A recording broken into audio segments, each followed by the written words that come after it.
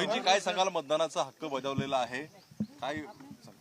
यावेळेला प्रचाराच्या निमित्ताने अनेक ठिकाणी अनेक लोकसभा मतदारसंघामध्ये आम्ही गेलो आणि लोकांच्या मध्ये गेल्यानंतर असलेल्या शासनकर्त्यांच्या बाबतीत लोकांच्या मध्ये रोष दिसतोय आणि लोक कुठेतरी ज्या पद्धतीने राष्ट्रवादी काँग्रेस पक्ष असेल, शिवसेना असेल, जे पक्ष फोडले गेले त्याच्या विरोधात कुठेतरी येऊन एकत्रितपणाने मतदान करतील असं लोकांशी चर्चा केल्यानंतर, लोकांशी बोलल्यानंतर जाणवतंय.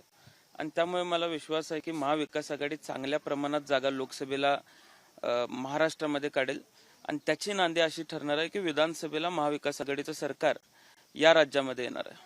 सांगलीत आपल्याला काय वाटतं की अपक्ष उमेदवारांनी बंडखोरी केली होती? तर त्यामध्ये विषय असा आहे की काही वाद हे मिटवले गेले पाहिजे होते चर्चेतून, पण त्याच्यावरती चर्चा कुठेतरी कमी पडली असा त्याचा अर्थ होतोय.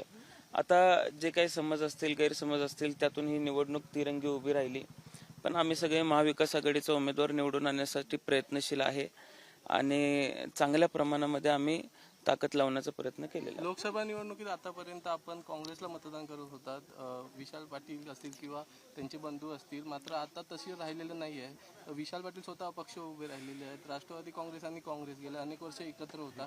एकंदरीतच काय वाटतं, या गणिताचा फायदा नेमका कोणाला होईल? नाही, एक विषय असा आहे की महाविकास आघाडी म्हणून जो उमेदवार आमच्या समोर देण्यात येईल त्याचं काम आम्ही करू, अशा पद्धतीचं भूमिका आम्ही त्यावेळेस घेतली होती.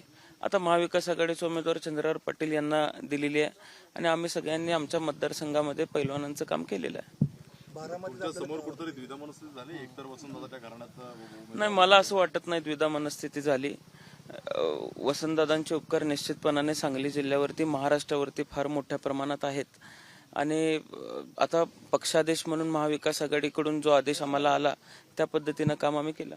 बारामतीतल्या राजकीय राडाबद्दल काय बोला? तर काल अजित पवारांनी सुद्धा पैसे वाटल्याचा आरोप होता. आता काही व्हिडिओज येतात, आम्ही ते बघितले, त्याच्या बाबतीत काही आरोप होतात. पण मी बारामतीला गेलो होतो, मी नीरा या ठिकाणी गेलो होतो, पवार साहेबांबरोबर आम्ही सभा केली, वेगवेगळ्या ठिकाणाहून माहिती घेतली, तर आदरणीय ताई मोठ्या मताधिक्याने निवडून येत आहेत असा अंदाज वर्तवला जातो. शिरूरमध्ये पण तुम्ही प्रचार केला अमोल कोल्हेंचा.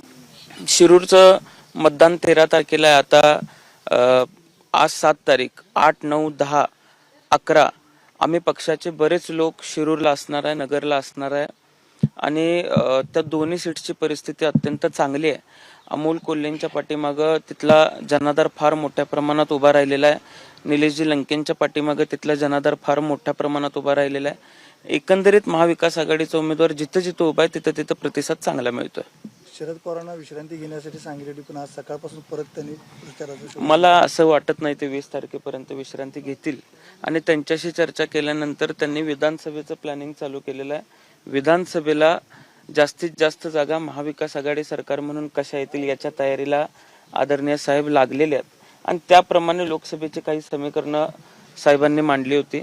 आता आम्ही ज्या पद्धतीने साहेबांशी चर्चा करतोय, साहेब विधानसभेच्या बाबतीत सुद्धा अत्यंत पॉझिटिव्ह असून ऑक्टोबर नोव्हेंबर मध्ये महाविकास आघाडीचं सरकार असेल असा सुद्धा विश्वास त्यांनी आम्हाला दिलेला आहे. एबीपी माझा, उघडा डोळे बघा नीट.